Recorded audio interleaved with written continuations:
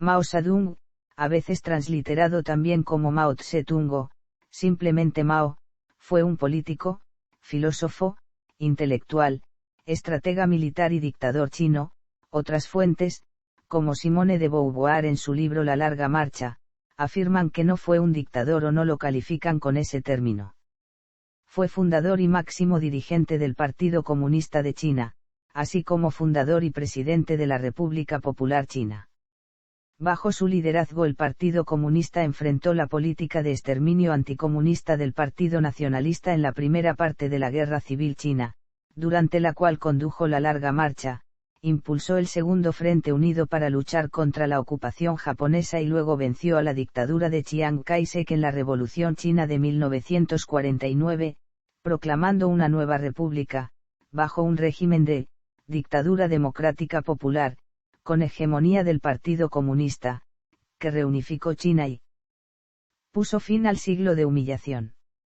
Se le asignó responsabilidad en la Gran Hambruna de 1959 a 1961, razón por la cual fue temporalmente apartado del poder. En el plano ideológico, Mao asumió los planteamientos del marxismo-leninismo, pero con matices propios basados en las características de la sociedad china. En particular, el maoísmo otorga un papel central a la clase campesina como motor de la revolución, planteamiento que difiere de la visión tradicional marxista-leninista de la Unión Soviética, que veía a los campesinos como una clase con escasa capacidad de movilización y adjudicaba a los trabajadores urbanos el papel central en la lucha de clases. Mao se diferenció de la ideología soviética y consolidó su liderazgo dentro del PCC durante el movimiento de rectificación de Yan'an.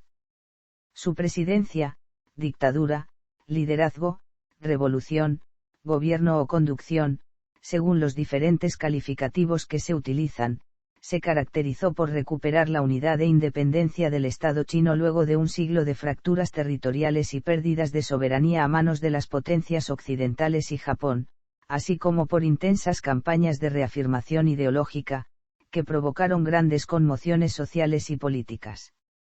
En los primeros años creó el Ejército Popular de Liberación, llevó a cabo la reforma agraria china, la campaña para suprimir contrarrevolucionarios y las campañas 3 anti y 5 anti, además de obtener una victoria psicológica en la Guerra de Corea, restablecer relaciones con Estados Unidos y lograr el reconocimiento de las Naciones Unidas. Entre 1953 y 1958, implantó la economía planificada y la primera constitución de la RPC, impulsó la industrialización de China e inició el proyecto 2 bombas, un satélite.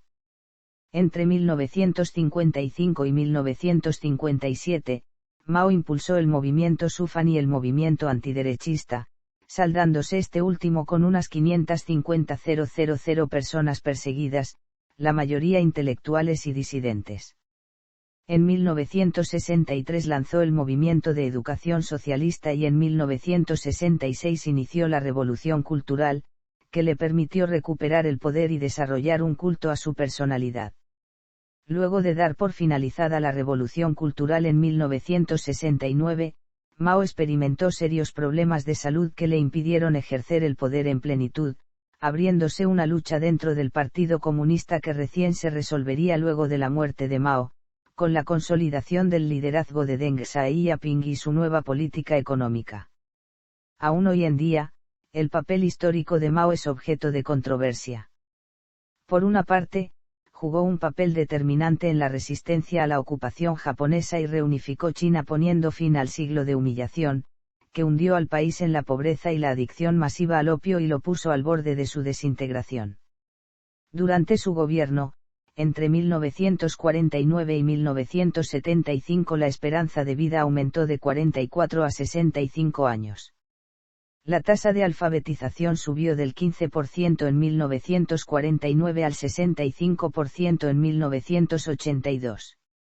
Entre 1949 y 1976, el PIB per cápita pasó de $637 en 1950 a $1.272 en 1975, lo que supone un crecimiento económico en PIB per cápita durante su periodo de casi el 100%. Sus políticas ideológicas están asociadas con las persecuciones, violaciones masivas de derechos humanos y el trabajo penitenciario. Algunas fuentes lo califican negativamente con adjetivos como dictador, tirano sanguinario, o genocida. Otras fuentes lo valoran positivamente utilizando conceptos como líder, arquitecto de la nueva China, estadista, gran timonel, padre de la patria, padre de la China socialista, gran revolucionario proletario, entre otros. En 1981 el Partido Comunista de China publicó un análisis oficial sobre la responsabilidad de Mao en los problemas sociales y económicos derivados de sus políticas, en el que se le achacaban errores graves, pero reconociendo también que sus éxitos superan con mucho sus errores, especialmente su papel decisivo como ideólogo socialista, como líder del Partido Comunista y como artífice de la Revolución China. Desde entonces, el Partido Comunista de China ha mantenido esta valoración histórica de Mao como un gran líder patriótico y fuente de legitimidad del propio partido, pero sin negar los errores que cometió. Fuera de la República Popular, las valoraciones de Mao varían desde la visión positiva que lo muestra como un líder popular y revolucionario, hasta la visión negativa de su etapa en el gobierno como un caso de autoritarismo, poder dictatorial y comunismo. Infancia y juventud. Mao Zedong nació en la aldea de Shaoxan en la región de Xiantan, provincia de Hunan, como primer hijo de Mao Yichang, un campesino anteriormente empobrecido que se había convertido en uno de los agricultores más ricos de Shaoxan, pero tan duro y severo que golpeaba a sus 4 hijos, como el propio Mao declaró, y de Wen y Mei, una devota budista. Sus hermanos menores fueron Mao Ximin, Mao Zetan y una niña adoptada llamada Mao Zhejian.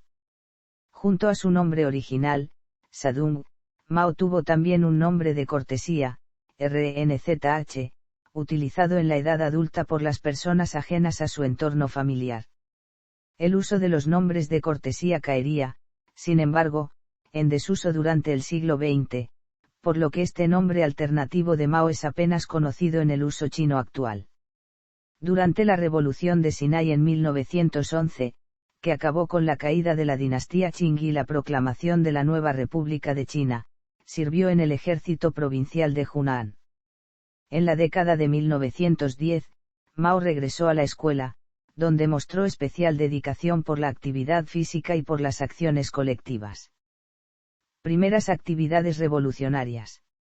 Mao en Pekín. En 1917 Mao se mudó a Pekín, donde su mentor Yang Changji había aceptado un trabajo en la universidad local. Yang consiguió a Mao un trabajo como asistente del bibliotecario universitario Li Dazhao, quien se convertiría en uno de los primeros comunistas chinos. Li escribiría una serie de artículos en la revista Nueva Juventud sobre la Revolución de Octubre en Rusia con el objetivo de incorporar elementos marxistas en los procesos revolucionarios que estaban teniendo lugar en China. Sin embargo, en un primer momento Mao se vio atraído por el anarquismo, ideología popular entre intelectuales pequineses como el rector Cai Yuanpei. Sin embargo, Mao acabaría por unirse al grupo de estudio de Li, inclinándose hacia el marxismo. Con un salario bajo, Mao vivía en una habitación estrecha con otros 7 estudiantes de Hunan. En la universidad, Mao fue rechazado por otros estudiantes debido a su fuerte acento rural. Se uniría a las sociedades de filosofía y periodismo del centro y asistió a conferencias y seminarios de intelectuales como Chen Duxiu, Wu Xi y Chien Xuantong. El tiempo de Mao en Beijing terminó en la primavera de 1919, cuando viajó a Shanghái junto a unos amigos. No regresó a Shaoxan, donde en octubre de 1919 moriría su madre. Le siguió su padre en enero de 1920. El 4 de mayo de 1919, los estudiantes de Beijing se reunieron en la plaza de Tiananmen para protestar por la débil resistencia del gobierno chino a la expansión japonesa en China. Los manifestantes protestaban contra las 21 exigencias del Imperio de Japón a China, la complicidad del gobierno de Duan Irui y el Tratado de Versalles, en el que a Japón se le permitió recibir territorios en Xiandang. Estas manifestaciones supusieron la base del movimiento del 4 de mayo, germen de lo que en un futuro sería el Partido Comunista Chino. Mao, que se encontraba en Changsha trabajando como profesor de primaria, organizaría protestas contra el gobernador Zhang Jinyao.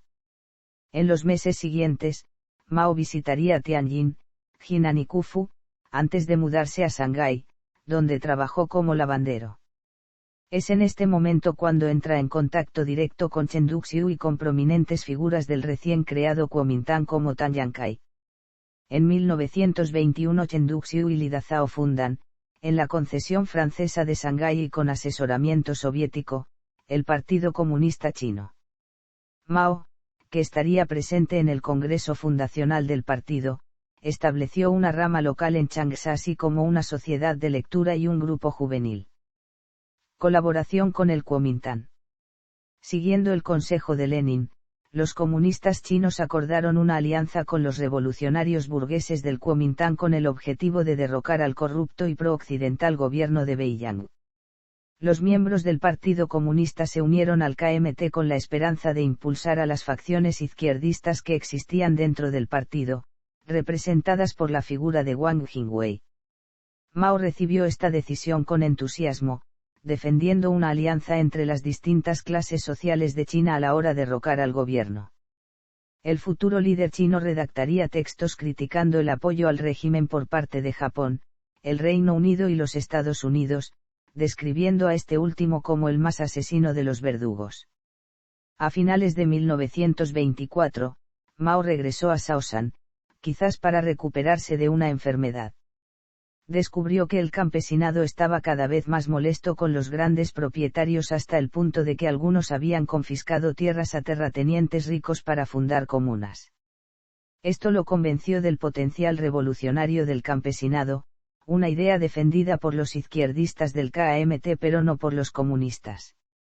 Regresó a Guangzhou para dirigir el sexto periodo del Instituto de Formación del Movimiento Campesino del KMT de mayo a septiembre de 1926. Cuando el líder del Kuomintang, Sun Yat-sen falleció en mayo de 1925, fue sucedido por Chiang Kai-shek, quien se movió para marginar a la rama izquierdista del KMT y a los comunistas. No obstante, Mao apoyó al Ejército Nacional Revolucionario de Chiang, que se embarcó en el ataque de la Expedición del Norte en 1926 contra los señores de la guerra alineados con el gobierno de Beiyang. A raíz de esta expedición, muchos campesinos chinos se levantaron, apropiándose de la tierra de los terratenientes, que en muchos casos fueron asesinados. Tales levantamientos enfurecieron a figuras de alto rango del KMT enfatizando la creciente división ideológica y de clase dentro del movimiento revolucionario. En marzo de 1927, Mao compareció en el tercer pleno del Comité Ejecutivo Central del KMT en Wuhan, reunión que buscaba despojar al general Chiang de su poder al nombrar líder a Wang Jingwei. Allí, Mao participó activamente en las discusiones sobre el tema campesino, defendiendo un conjunto de regulaciones para la represión de matones locales y mala nobleza, que abogaba por la pena de muerte o la cadena perpetua para cualquier culpable de actividad contrarrevolucionaria. Argumentando que en una situación revolucionaria, los métodos pacíficos no son suficientes. En abril de 1927, Mao fue nombrado miembro del Comité Central de Tierras del KMT, puesto desde el cual animó a los campesinos a negarse a pagar el arrendamiento. Igualmente, Mao lideraría un grupo para elaborar un proyecto de resolución sobre la cuestión de la tierra, que pedía la confiscación de tierras pertenecientes a matones locales y mala nobleza, funcionarios corruptos, militaristas y todos los elementos contrarrevolucionarios de las aldeas. Mao afirmaría que cualquiera que poseyera más de 30 mou, lo que constituye el 13% de la población, era uniformemente contrarrevolucionario. Al presentar sus conclusiones en la reunión del Comité Agrario Ampliado, muchos se mostraron contrarios, algunos creían que iba demasiado lejos y otros no lo suficiente. Al final, sus sugerencias solo se implementaron parcialmente. 1927 también fue el año en el que Mao escribiría uno de sus ensayos más importantes, el informe sobre una investigación del movimiento campesino en Hunan. Guerra Civil y Segunda Guerra Mundial. El inicio de la Guerra Civil.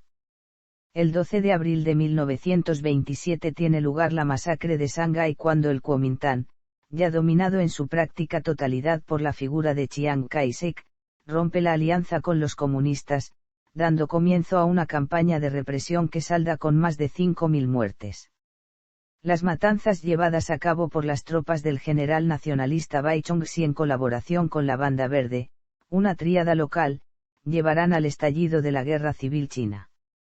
El PCC se organizaría en torno al Ejército Rojo de Trabajadores y Campesinos de China, más conocido como el Ejército Rojo, para luchar contra Chiang. Un batallón dirigido por el general Zhuge recibió la orden de tomar la ciudad de Nanchang el 1 de agosto de 1927, en lo que se conoció como la Revuelta de Nanchang. Los insurgentes inicialmente tuvieron éxito, pero se vieron obligados a retirarse después de 5 días, marchando hacia el sur hasta Santou, desde donde fueron conducidos a Fujian. Mao fue nombrado comandante en jefe del Ejército Rojo y dirigió 4 regimientos contra Changsha en el levantamiento de la cosecha de otoño, con la esperanza de provocar levantamientos campesinos en todo Hunan. En vísperas del ataque, Mao compuso un poema, el primero de los que ha llegado a nuestros días, titulado Changsha. Su plan era atacar la ciudad controlada por el KMT desde 3 direcciones el 9 de septiembre, pero el 4º regimiento desertó a la causa del KMT, atacando al 3er regimiento. El ejército de Mao llegó a Changsha, pero no pudo tomarlo. El 15 de septiembre, aceptó la derrota y con 1.000 supervivientes marchó hacia el este hasta las montañas de Jiangxi. Mao estableció una base guerrillera en la ciudad de Jinggangshan, un área de las montañas Jinggang, apoyó la confiscación de tierras de terratenientes ricos, que fueron reeducados y en ocasiones ejecutados, aunque con el paso del tiempo se acobó por adoptar un enfoque más indulgente que el defendido por el Comité Central. En la primavera de 1928, el Comité Central ordenó a las tropas de Mao que se dirigieran al sur de Hunan, con la esperanza de provocar levantamientos campesinos. Mao se mostró escéptico, pero cumplió. Llegaron a Hunan, donde fueron atacados por el KMT y huyeron tras grandes pérdidas. Mientras tanto, las tropas del KMT habían invadido Jinggangshan, dejándolos sin base. Los intentos de recuperar la ciudad fracasaron. La evacuación provocó una caída de la moral de la tropa, muchos tropas acabaron por desobedecer a Mao y los delitos, en especial los robos, comenzaron a ser comunes dentro de las filas de Mao, lo que le valió duras críticas por parte del Ilisan. En noviembre de 1931 se funda la República Soviética de China en Jiangxi, aunque fue proclamado presidente del Consejo de Comisarios del Pueblo, el poder de Mao se redujo, ya que su control del Ejército Rojo se asignó a Zhou Enlai. El KMT adoptó una estrategia basada en el cerco y el asedio con el objetivo de acabar con el foco insurgente.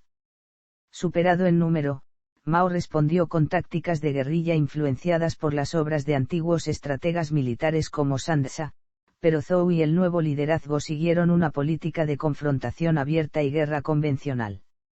Al hacerlo, el Ejército Rojo derrotó con éxito el primer y segundo cerco. Enfurecido por el fracaso de sus ejércitos, Chiang Kai-shek llegó personalmente para dirigir la operación, aunque hubo de retirarse para hacer frente a la invasión japonesa de Manchuria. El Ejército Rojo pudo expandir su área de control, llegando finalmente a abarcar una población de 3 millones. Mao prosiguió con su programa de reforma agraria. En noviembre de 1931 anunció el inicio de un proyecto de verificación de tierras que se amplió en junio de 1933. También orquestó programas educativos e implementó medidas para aumentar la participación política femenina. La larga marcha.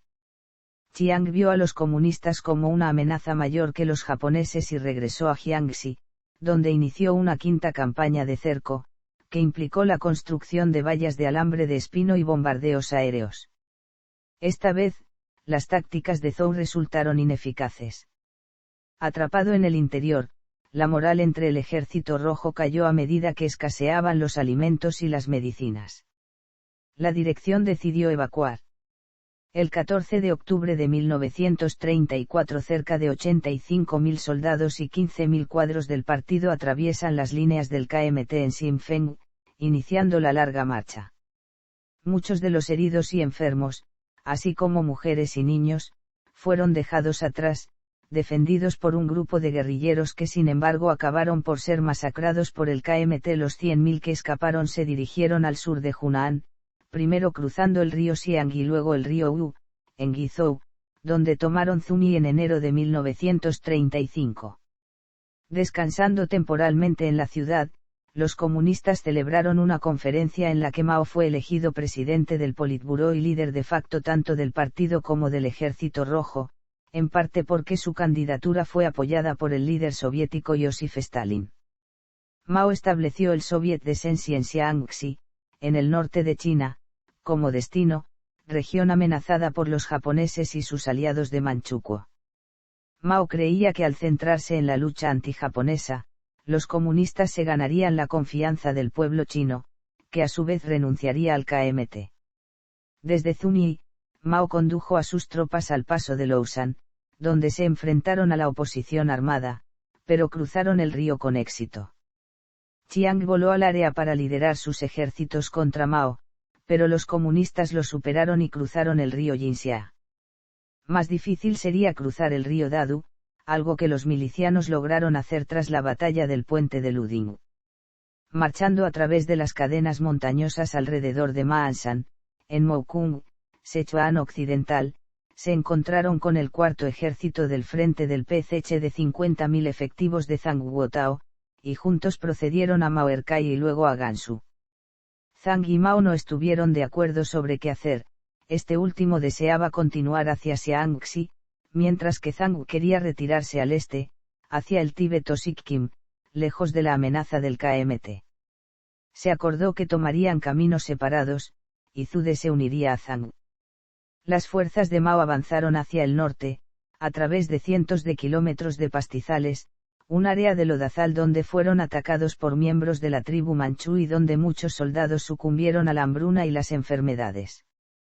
Finalmente, al llegar a Shaanxi, lucharon contra el KMT y una milicia de caballería islámica antes de cruzar las montañas Min y el monte Liupan y llegar al Soviet de Shenxi. Solo habían sobrevivido entre 7.000 y 8.000. La larga marcha consolidó el estatus de Mao como la figura dominante en el partido. En noviembre de 1935 fue nombrado presidente de la Comisión Militar. A partir de ese momento, Mao fue el líder indiscutible del Partido Comunista, aunque no se convertiría en presidente del partido hasta 1943. La guerra contra Japón. Las tropas de Mao llegaron a Yan'an en octubre de 1935 y se establecieron en Pao'an, hasta la primavera de 1936. Durante su estancia en la región, Mao y los comunistas redistribuyeron la tierra, ofrecieron tratamiento médico a los civiles e iniciaron programas de alfabetización. Mao ahora comandaba a unos 15.000 soldados, reforzados por la llegada de los hombres de Heilong desde Hunan y los ejércitos de Zhuge y Zhang Guotao desde el Tíbet. En febrero de 1936, establecieron la Universidad Política y Militar Antijaponesa en Yan'an, a través de la cual entrenaron a un número cada vez mayor de nuevos reclutas a la vez que se les formaba en el comunismo. En enero de 1937, iniciaron la expedición antijaponesa, que envió grupos de guerrilleros al territorio controlado por los japoneses para realizar ataques esporádicos. Algunos reporteros occidentales llegaron a la región fronteriza, como se había rebautizado al Soviet del Norte de China.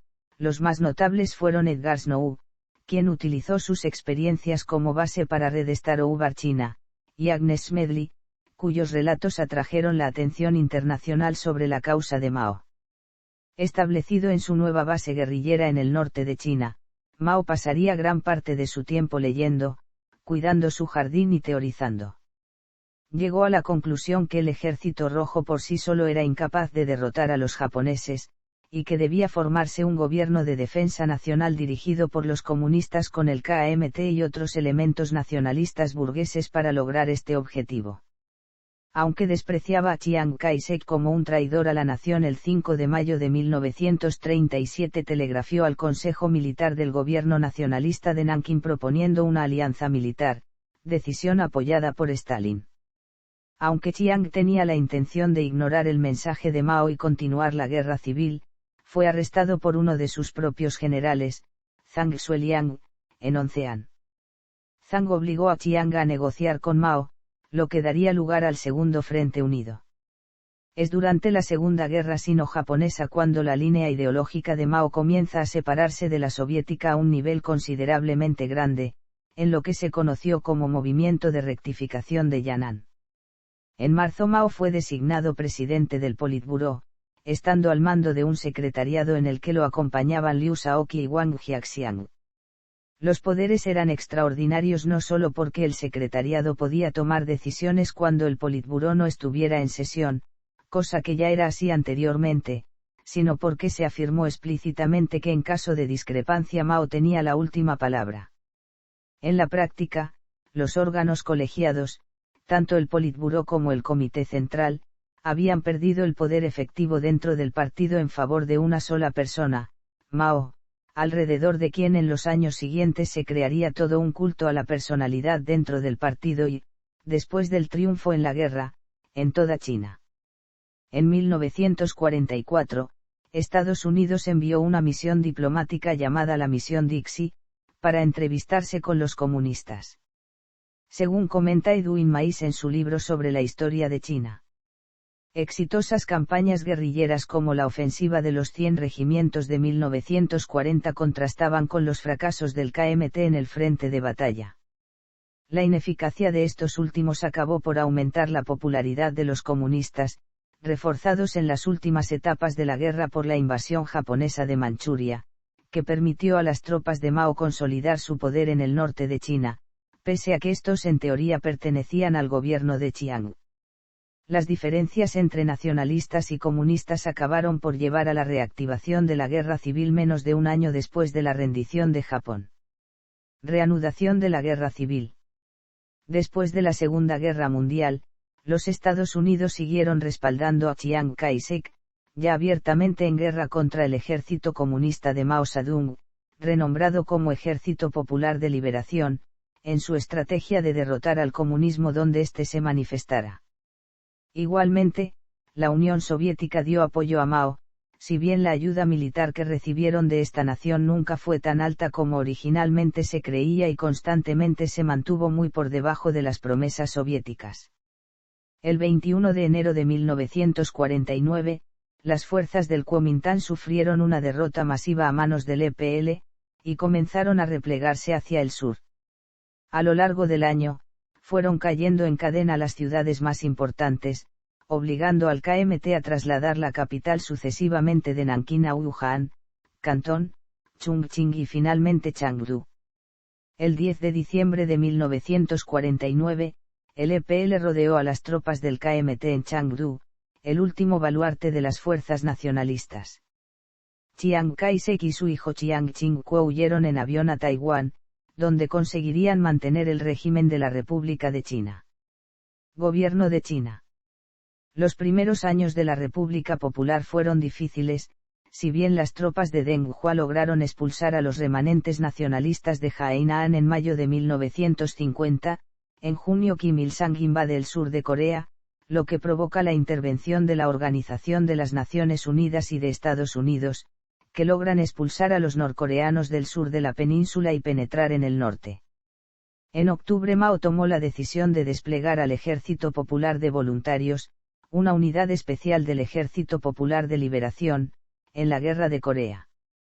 El Partido Comunista Chino temía que el avance estadounidense a través de la península coreana continuase en dirección a Manchuria con el objetivo de derrocar al nuevo gobierno y reinstaurar al Kuomintang en el poder. Las fuerzas chinas lograron frenar la ofensiva de Estados Unidos y sus enemigos en la batalla del embalse de Choushin. El gobierno americano respondió con un embargo comercial a la República Popular como resultado de su participación en la Guerra de Corea, que duró hasta la mejora de las relaciones bajo el gobierno de Richard Nixon.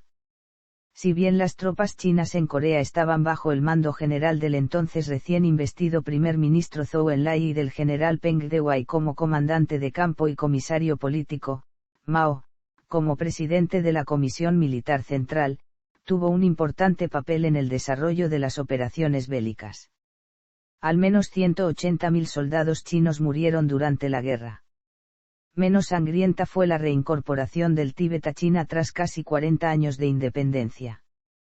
Tras algunos combates en el año 1950, con la firma del Acuerdo de 17 puntos entre el gobierno chino y el 14º Dalai Lama en 1951, la incorporación del territorio se oficializó, conservando el Dalai Lama cierta independencia respecto a Pekín hasta el estallido del levantamiento tibetano de 1959, en el contexto del Gran Salto Adelante, reprimido por el Ejército Popular de Liberación y que llevó al 14º Dalai Lama al exilio. Tras consolidar el control en el Tíbet y en otras regiones remotas como Xinjiang, Mao centró su política exterior en la reunificación con Taiwán. El estrecho entre la China continental y Formosa fue escenario de dos crisis internacionales, la primera entre 1954 y 1955 y la segunda en 1958. Ambas supusieron intentos fallidos por parte de Mao de tomar islas controladas por los nacionalistas de Chiang. Igualmente, existieron focos de resistencia del KMT en Xinjiang y en la frontera con Birmania. En el plano interior, durante las campañas de reforma agraria, un gran número de terratenientes y campesinos ricos fueron asesinados a golpes en los juicios populares, en los cuales se llevaban a cabo expropiaciones y redistribuciones de la tierra, lo que redujo significativamente la desigualdad económica. La campaña para suprimir contrarrevolucionarios tuvo como objetivo y ejecutó públicamente a exfuncionarios del Kuomintang, empresarios acusados de perturbar el mercado, exempleados de empresas occidentales e intelectuales cuya lealtad era sospechosa. Una nueva campaña de represión tuvo lugar en 1955, el llamado Movimiento Sufan.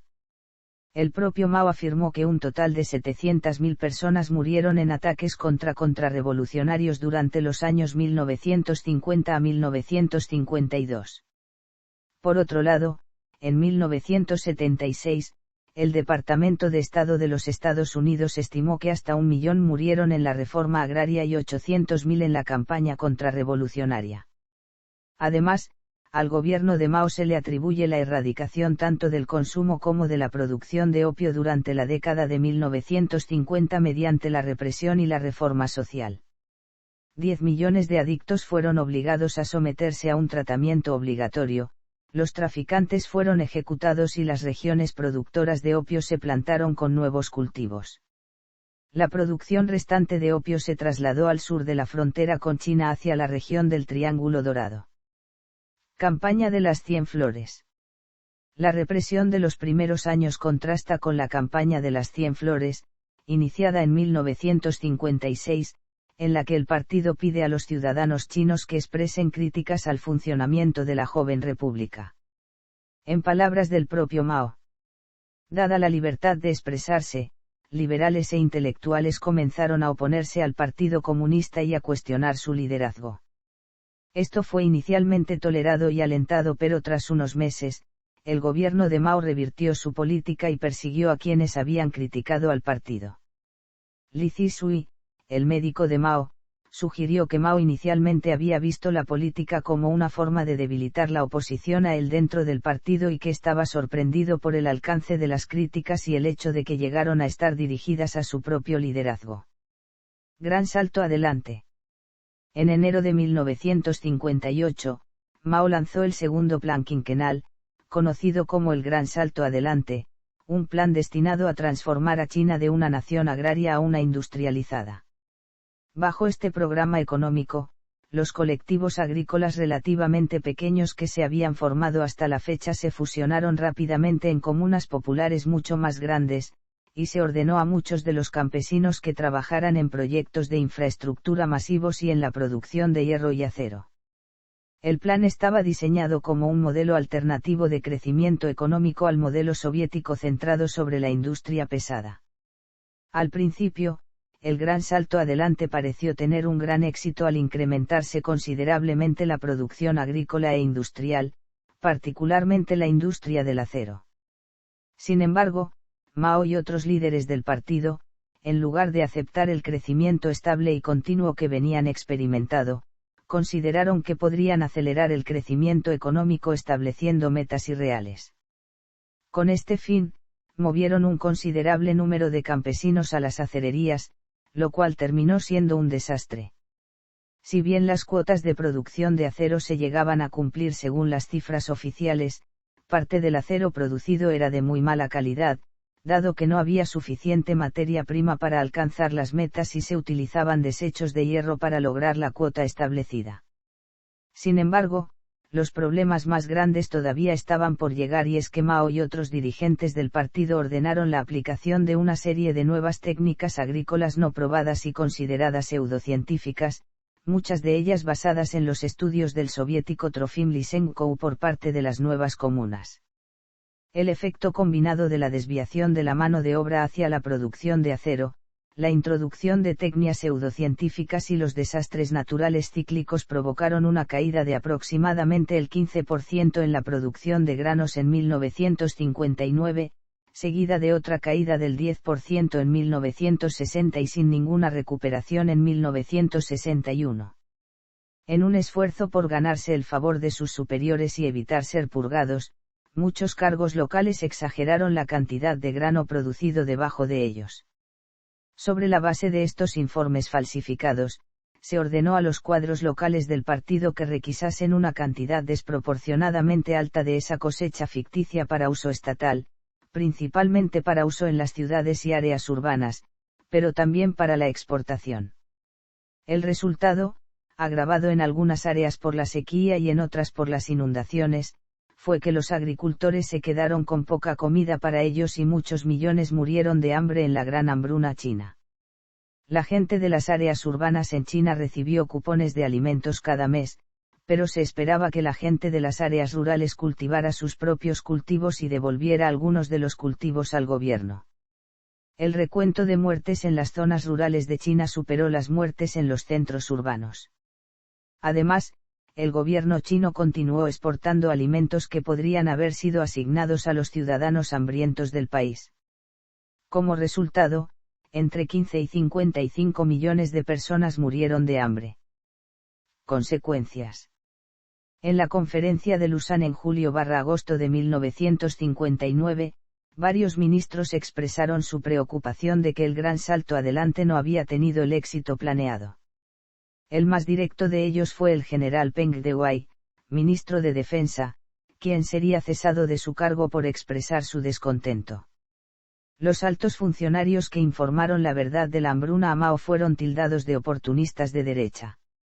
El llamado movimiento antiderechista, cuyos orígenes se encuentran en la campaña de las 100 flores, gana fuerza y las purgas dentro del partido se incrementan. Esto no evitó que las políticas de Mao fueron duramente criticadas durante la conferencia de los 7000 cuadros de 1962, el presidente estatal Liu Shaoqi, quien en un primer momento había defendido las políticas de Mao, denunció el gran salto adelante y la abrumadora mayoría de los delegados expresó su acuerdo, pese a que el nuevo ministro de Defensa, Lin Biao, defendió firmemente a Mao. Liu Shaoqi y Deng Xiaoping rescataron la economía disolviendo las comunas populares e importando cereales de Canadá y Australia para mitigar los peores efectos de la hambruna. Ruptura sino-soviética. En el ámbito internacional, el periodo contemporáneo al gran salto adelante estuvo caracterizado por un cada vez mayor aislamiento internacional de China, producto de las fuertes diferencias ideológicas entre Mao y el nuevo secretario general del Partido Comunista de la Unión Soviética Nikita Khrushchev, fuertemente crítico con la figura de Joseph Stalin. Mao empezaba a ver a su país como el nuevo referente mundial de la lucha comunista, que debía abandonar a una Unión Soviética que traicionaba a la causa ideológica debido a su apoyo a una política basada en la coexistencia pacífica con los Estados Unidos, país que estaba llevando a cabo una política bastante hostil a China. Especialmente mal recibida fue la decisión de Khrushchev de no respaldar a China en la segunda crisis del estrecho de Taiwán en el año 1958. En el campo puramente ideológico, en 1960 en Bucarest, en la reunión internacional de partidos comunistas y obreros, Mao y Khrushchev atacaron respectivamente las interpretaciones soviética y china del marxismo-leninismo. Mao dijo que el énfasis de los líderes de la Unión Soviética en los bienes de consumo y la abundancia material haría que los soviéticos fueran ideológicamente blandos y poco revolucionarios, a lo que Khrushchev respondió: si no pudiéramos prometerle nada al pueblo, excepto la revolución, se rascarían la cabeza y dirían: no es mejor tener un buen gulas. Más tarde Khrushchev tildaría a Mao de nacionalista chino, un aventurero geopolítico y un desviacionista ideológico del marxismo-leninismo. Peng Chen respondió a las acusaciones calificando al líder soviético de patriarcal, arbitrario y tiránico. En respuesta a los insultos, Khrushchev retiró a 1.400 técnicos soviéticos de la República Popular China, lo que llevaría a la suspensión de unos 200 proyectos científicos conjuntos. Igualmente, la URSS se negó a seguir colaborando con China en el desarrollo de un programa nuclear. China y la URSS acabarían compitiendo por el liderazgo del comunismo mundial, mientras que la URSS tenía una red de partidos comunistas amigos, materializada en el Pacto de Varsovia. China trató de forjar una alianza propia, si bien en un principio solamente la República Popular Socialista de Albania se puso abiertamente del lado de Mao. Advertido de que los soviéticos tenían armas nucleares, Mao minimizó la amenaza. El periodista Jasper Becker afirma que Mao creía que la bomba era un tigre de papel, y le declaró a Khrushchev que no importaría que China perdiera 300 millones de personas en una guerra nuclear, la otra mitad de la población sobreviviría para asegurar la victoria. De cualquier forma, en 1964 China obtendría su propia arma atómica. Ya antes de la creación de la bomba atómica china, probada tan solo 2 días después de la destitución de Khrushchev, el líder soviético había hablado con los Estados Unidos acerca de la cuestión, aunque rechazó la oferta de Estados Unidos de participar en un ataque preventivo entre Estados Unidos y la Unión Soviética contra la República Popular China. Sin embargo, en 1969 el gobierno soviético de Leonid Brezhnev planeó realizar un ataque preventivo con bomba atómica contra China, en el contexto del conflicto fronterizo sino-soviético, reavivado tras la ruptura, y pidió a Estados Unidos que se mantuviera neutral. La administración de Richard Nixon advirtió que tal ataque a la República Popular China provocaría la Tercera Guerra Mundial. Estados Unidos veía a los soviéticos como una amenaza mayor y quería que China contrarrestara a la URSS, y todavía estaba molesto por el anterior rechazo soviético a la propuesta estadounidense de un ataque conjunto contra China. El gobierno de Brezhnev, pese a ser contrario al revisionismo de Khrushchev en muchos aspectos, no fue bien recibido por Mao. A finales de 1964, poco tiempo después de la deposición de Khrushchev, Zhou Enlai se reuniría con Brezhnev y el primer ministro Alexei Kosygin. De vuelta en China, Zhou informó a Mao que el gobierno soviético de Brezhnev mantenía la política de coexistencia pacífica que Mao denunciaría como khrushchevismo sin Khrushchev. A pesar del cambio de liderazgo, la división sino-soviética permaneció abierta. En la conferencia de Glasgow, entre Kosygin y el presidente de Estados Unidos, Lyndon B. Johnson, la República Popular China acusó a la URSS de traicionar a los pueblos de los países del bloque del Este. La interpretación oficial, de Radio Pekín, informó que los políticos estadounidenses y soviéticos discutieron una gran conspiración, a nivel mundial, vendiendo criminalmente los derechos de la revolución del pueblo de Vietnam, árabes, así como pueblos asiáticos, africanos y latinoamericanos, a los imperialistas estadounidenses. Revolución cultural. Tras la Gran Hambruna China, el presidente Liu Shaoqi, y el secretario general, Deng Xiaoping, apoyaron la idea de que Mao fuese destituido del poder real como jefe de Estado y de Gobierno de China, pero mantenga su papel ceremonial y simbólico como presidente del Partido Comunista de China. Intentaron marginar a Mao tomando el control de la política económica y haciendo valer sus derechos políticos también. Mao respondió a los movimientos de Liu y Deng lanzando la Gran Revolución Cultural Proletaria en 1966. Según sus defensores, Mao vio que la revolución y el gran salto adelante habían reemplazado a la vieja élite gobernante por una nueva y preocupaba que los que estaban en el poder se estuvieran distanciando de las personas a las que iban a servir. Mao creía que una revolución de la cultura derrocaría y desestabilizaría a la clase dominante y mantendría a China en un estado de revolución perpetua que, teóricamente, serviría a los intereses de la mayoría, en lugar de a una élite diminuta y privilegiada. Sus detractores, por el contrario, afirman que la revolución cultural fue solamente una estrategia de Mao para eliminar a sus detractores del partido. Con el apoyo de Chen Boda, Lin Biao, Kang Xieng, Liao Beniwan, Zhang Chunqiao, Wang Li, Xie Fuzi y su mujer Yang Qing, Mao inauguró la revolución cultural en agosto de 1966 con un texto de nombre Bombardear el cuartel general. Bajo la consigna de la rebeldía está justificada, Mao y su facción movilizaron a miles de jóvenes, organizados en grupos de guardias rojos, en una oleada de violencia contra los elementos considerados burgueses, revisionistas y derechistas. A diferencia de las purgas anteriores, que por lo general se habían limitado al partido, la revolución cultural afectó a todas las capas de la sociedad china. Las universidades, lugar de procedencia de una gran parte de los guardias rojos, fueron los primeros sitios en ser atacados durante el Agosto Rojo de 1966 en Pekín. En los años siguientes decenas de millones de personas fueron perseguidas, incluyendo altos funcionarios como Liu Shaoqi, Deng Xiaoping, Peng Dehuai y Elong. Lo mismo se puede decir de intelectuales y científicos como Lao Xi, Fu Lei, Liao Tongbin o Zhao Jiuzhang.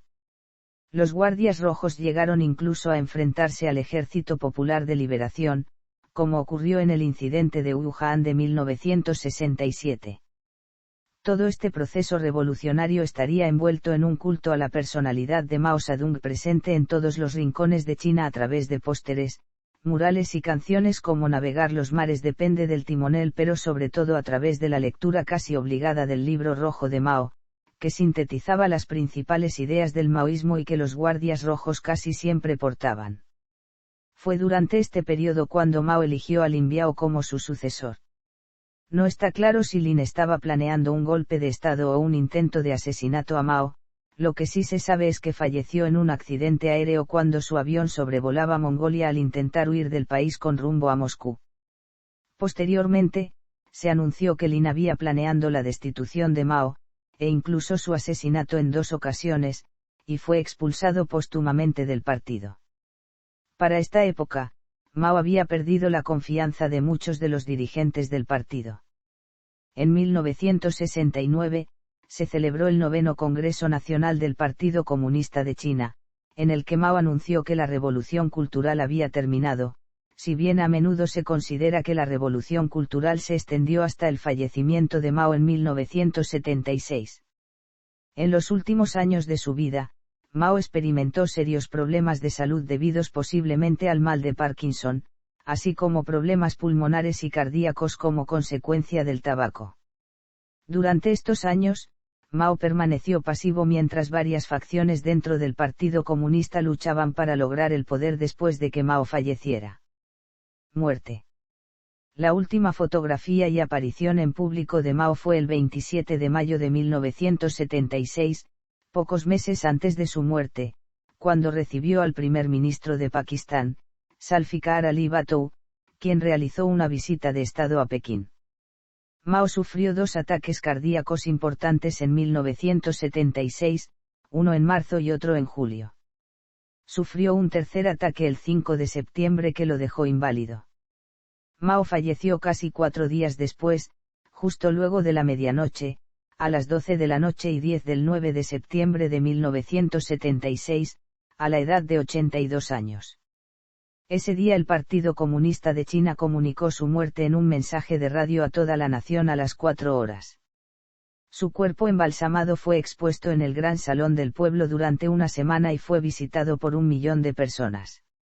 La lucha por el poder dentro del partido se intensificó.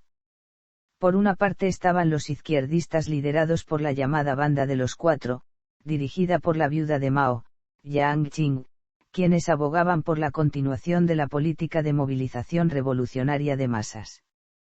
Por otra parte, estaban dos grupos más moderados, uno liderado por Hua Guofeng, el sucesor designado por el propio Mao, que abogaba por el retorno a la dirección centralizada siguiendo el patrón soviético, y otro liderado por Deng Xiaoping, que estaba a favor de reformar completamente la economía de China de acuerdo con políticas pragmáticas, desenfatizando el rol de la ideología en la determinación de las políticas económicas y sociales.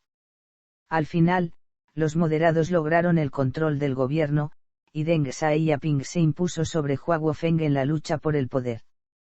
Legado. Opiniones sobre Mao.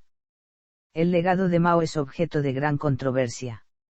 Muchos chinos consideran a Mao como un gran revolucionario y un gran líder. Reivindican su figura, aunque reconozcan que incurrió en serios errores al final de su gobierno. De acuerdo con Deng Xiaoping, quien fuera desplazado durante la Revolución Cultural acusado de seguir el camino de restauración capitalista, estaba las 3/4 partes en lo correcto y 1/4 parte errado y su contribución fue primordial y sus errores secundarios.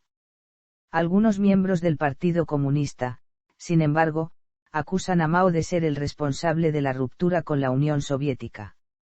También se le critica el no haber adoptado políticas relacionadas con el control de la natalidad, las cuales fueron desarrolladas posteriormente por sus sucesores cuando establecieron una serie de incentivos y programas a fin de lograr que las familias chinas tuvieran solo un hijo.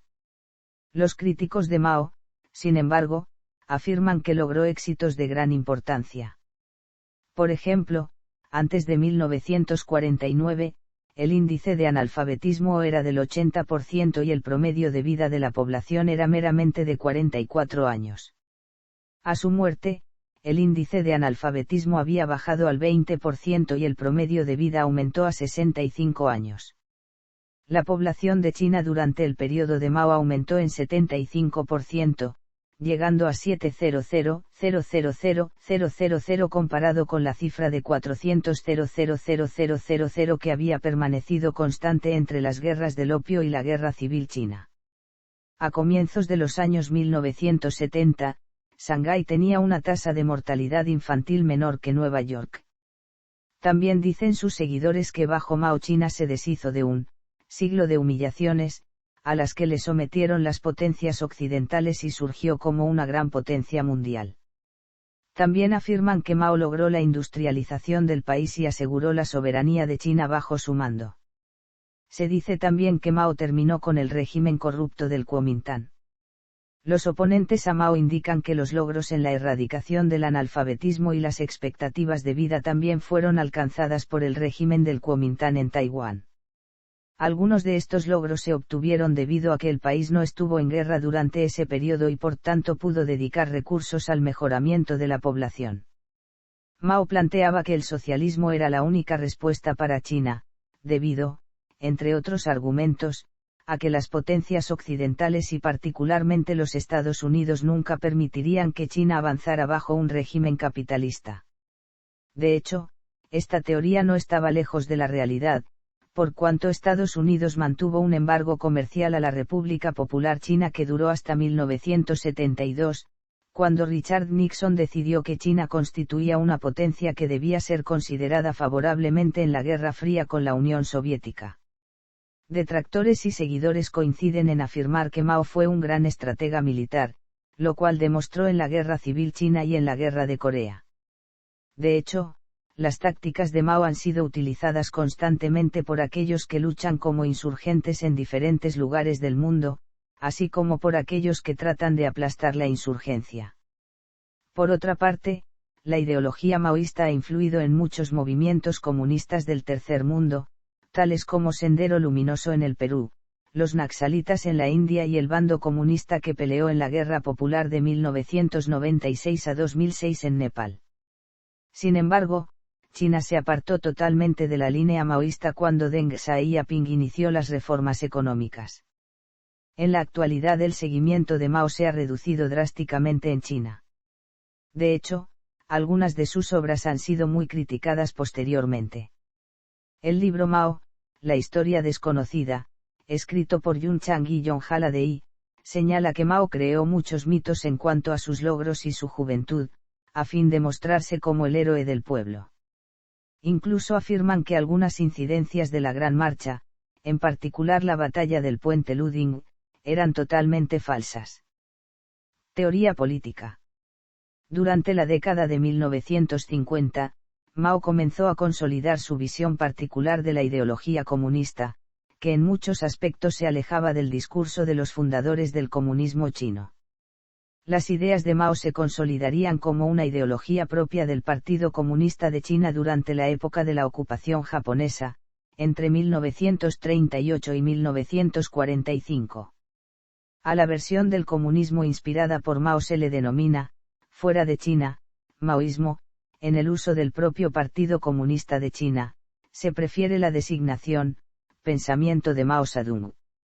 Las ideas de Mao han tenido una gran influencia en el desarrollo de otros movimientos comunistas, particularmente en Asia, África y América Latina. Una de sus principales ideas era la visión de los campesinos como el motor de la revolución. Tradicionalmente, las ideas marxistas-leninistas habían visto a los obreros industriales como la fuerza que conduciría a la revolución. Mao se dio cuenta de que este no era el caso de China, y que la revolución se debía desarrollar desde el campesinado. En aquel entonces, China no tenía una población significativa de obreros, pero sí tenía una gran masa de campesinos descontentos, lo cual acabaría respaldando las ideas de Mao. Según su teoría, el marxismo-leninismo debía aplicarse a los casos concretos y situaciones específicas. Mao partía de la idea de que los campesinos debían formar la base de la revolución comunista, lo que solo era posible si los dirigentes políticos absorbían el mensaje de la revolución y lo hacían comprensible a la población campesina. Esto significaba que los dirigentes políticos debían ser conscientes de las realidades locales y tratar de integrar las aspiraciones de los campesinos con la política del partido. Mao también se basó en las teorías de Hegel y Marx para desarrollar el materialismo dialéctico, aplicando la teoría de la dialéctica a los conflictos reales del mundo, afirmando que solo la realidad del conflicto era lo que tenía importancia. Mao desarrolló una teoría de la dialéctica que fue analizada por décadas. Las tres fases de guerra de guerrillas se le atribuyen. De igual manera el concepto de la dictadura democrática del pueblo. Mao defendió la revolución cultural como mecanismo para evitar la restauración del capitalismo. Entre 1957 y 1960, Mao dirige una ambiciosa campaña de masas denominada Gran Salto Adelante, política desarrollista que marcaba el distanciamiento entre el comunismo chino y el soviético. El Gran Salto Adelante fue un fracaso, y provocó una gran hambruna, que se vio agravada por catástrofes naturales. Entre 1966 y 1969, alentado por seguidores como Lin Biao y su propia esposa Yang Qing, promovió una nueva campaña de movilización social, la Revolución Cultural, con el objetivo, según Mao, de profundizar la construcción del socialismo e impedir la restauración capitalista. No obstante, hay quienes consideran que, en el fondo, el auténtico objetivo de la revolución cultural era apartar del poder a Liu Shaoqi, presidente de la República Popular China, y Deng Xiaoping, secretario general del partido, que le habían apartado del poder efectivo tras el fracaso del Gran Salto Adelante. Para ello, socavó los apoyos de los dirigentes del partido, creando estructuras de poder paralelas como comités revolucionarios y, de manera especial, los guardias rojos, jóvenes adoctrinados que, atacaban, a quienes eran considerados reaccionarios o contrarrevolucionarios. Mao acabaría, sin embargo, pidiendo al ejército que acabara con los desmanes de los guardias rojos, ante los crecientes actos de intimidación y violencia provocados por estos. En abril de 1969, el 9º Congreso Nacional del Partido Comunista de China dio por concluida la Revolución Cultural y se suspendieron las actividades de los guardias rojos. Las luchas de poder que se sucedieron a continuación llevarían a una situación de gran inestabilidad hasta después de la muerte de Mao, cuando los reformistas liderados por Deng Xiaoping conseguirían hacerse con el poder. Como líder ideológico del partido, la figura de Mao dominó la política y la sociedad de la República Popular China hasta su muerte, el 9 de septiembre de 1976 en Pekín. Vida personal. La vida privada de Mao se mantuvo muy secreta en la época de su gobierno. Sin embargo, después de la muerte de Mao, Li Zhisui, su médico personal, publicó la vida privada del presidente Mao, unas memorias que mencionan algunos aspectos de la vida privada de Mao, como que fumaba cigarrillos en cadena, la adicción a potentes pastillas para dormir y un gran número de parejas sexuales. Sin embargo, algunos estudiosos y otras personas que también conocían y trabajaban personalmente con Mao han cuestionado la exactitud de estas caracterizaciones. Durante la larga marcha, la esposa de Mao, Ecizen, resultó herida por una herida de metralla en la cabeza. Cuando viajó a Moscú para recibir tratamiento médico, Mao procedió al divorcio para casarse con una actriz, Yang Qing. Según algunos informes, Ecizen fue enviada a un manicomio en Moscú, si bien en 1947 volvería a China. Habiendo crecido en Hunan, Mao hablaba mandarín con un marcado acento hunanés.